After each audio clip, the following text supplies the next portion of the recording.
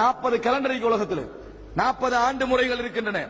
இந்த 40 காலக்கணிப்பு முறைகள் இதுல முஸ்லிம்கள் இதுல உள்வாங்கி கொண்ட மாதிரி வேற யாரும் உள்வாங்கி கொள்ளல.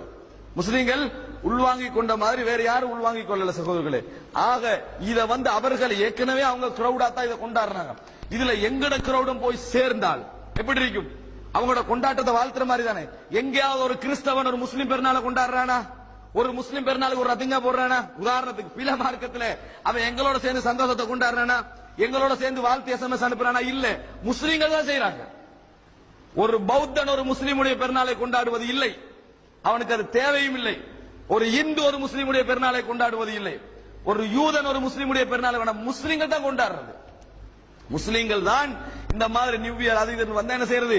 இதை கொண்டாடுவதை நாங்கள் பார்க்கிறோம். வேதனையா இல்லையா? அன்புள்ள சகோதரர்களை, இது முதல் அம்சம். இந்த முடியல, இந்த கலாச்சார மோகம் இந்த முடியல கொண்டாடி கொண்டு இருக்கிறாங்க.